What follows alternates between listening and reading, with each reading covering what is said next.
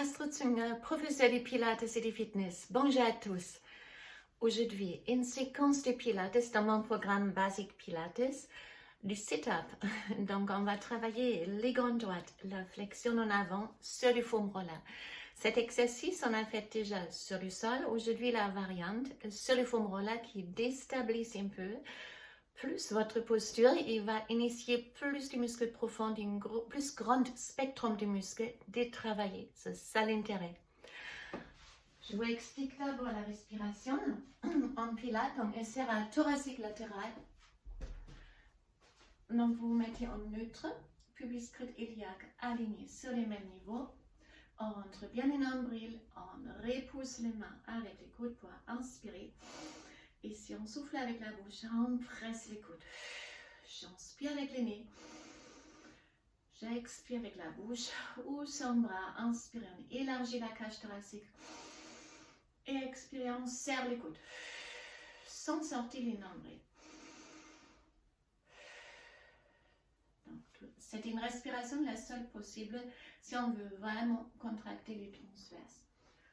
Alors, c'est le foam roller. Mettez-vous au bout de votre foam roller et vérifiez d'abord si vous êtes allongé, si la tête ne dépasse pas pour éviter par en arrière créera les tensions sur la nuque. Vous avez besoin d'un bon appui de la tête. Alors, vos jambes sont pas larges du tapis, ils sont maximum largeur de la hanche. Car en fait, le rouleau, il va ici stabiliser. Et ça va travailler les intercostaux, les dorsaux, les abdominaux pour stabiliser cette posture. C'est ça l'intérêt.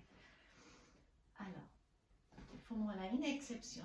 On ne se met pas en neutre.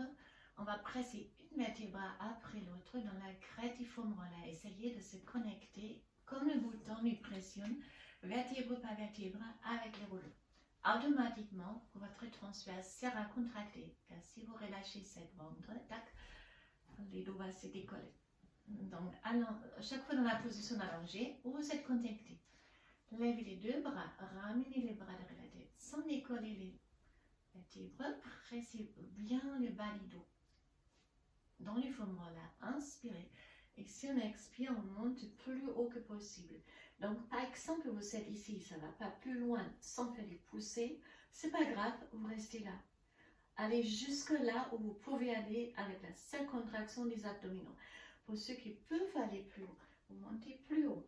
À haut, j'inspire et si on expire, on arrondit bien les dos et on se reconnecte vertèbre par vertèbre avec la crête de votre rouleau.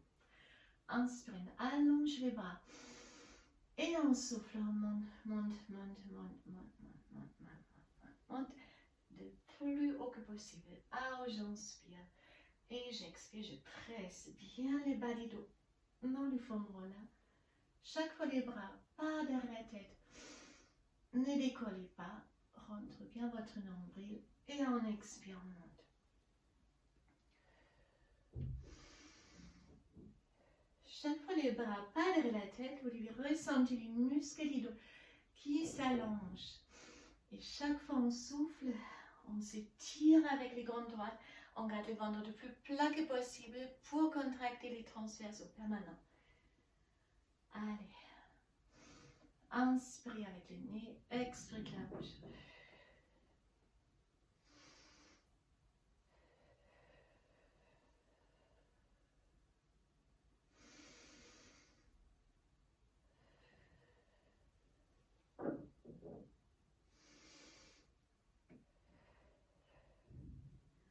Alors, on va augmenter le challenge. On va approcher les deux pieds légèrement plus serrés. Donc, ça va déstabiliser un peu plus. J'inspire, expire, on monte. Ah, j'inspire et j'expire, je descends lentement, une vertébrale après l'autre. Inspirez avec le nez, soufflez avec la bouche. C'est un mouvement assez fluide et vous ressentez bien quand les grandes droites vous tirent, même on rentre les nombrils. Hop. Là, je vais lutter aussi un peu. Hop. Alors, j'inspire, expire avec la bouche, on monte. j'inspire et je souffle. Je me reconnecte chaque vertébré et les fémurs là.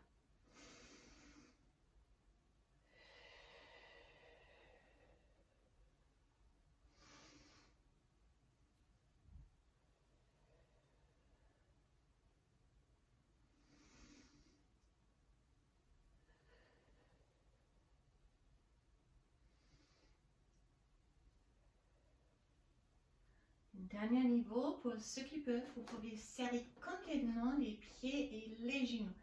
Donc ça viendra encore plus dur pour garder son équilibre. Alors j'inspire et j'expire. Je me connecte une vertèbre après l'autre avec les fémurs là.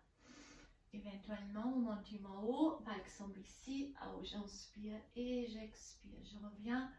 C'est bien aussi. Chacune comme il peut. En fait, c'est la qualité d'exécution qui est beaucoup plus importante que l'amplitude. Car si vous ne trichez pas, la qualité du travail est supérieure, vous avez plus de résultats et l'amplitude, elle vient après avec la force et la technique. Alors j'inspire, j'expire, je reviens. Vous ne courez pas beaucoup de risques. La Kala, regardez, je suis à 10 cm de mon tapis. Donc même si vous chutez de temps en temps, ce n'est pas grave. Il n'y a pas de bleu à craindre. Alors j'inspire, j'expire, j'arrondis les dos, je descends. Inspirez avec les mains et expirez avec la bouche.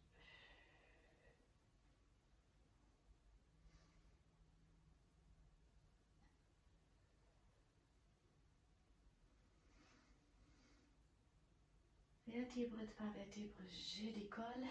Alors j'inspire et j'arrondis bien les bas du dos pour me reconnecter vertèbre par vertèbre avec les fémurs là. J'allonge mes bras et j'expire. Je reviens. Une dernière. On descend une vertèbre après l'autre. Et là, une petite relaxation. Écartez vos jambes légèrement. Là, vous pouvez décoller ou relâcher complètement si vous pouvez supporter les bras derrière, sinon long du corps. Et on masse les dos un peu avec les fémurs là. Salis-nous, surtout la partie entre les omoplates, les rhomboïdes, ça fait du bien. Relâchez tous les muscles de votre corps.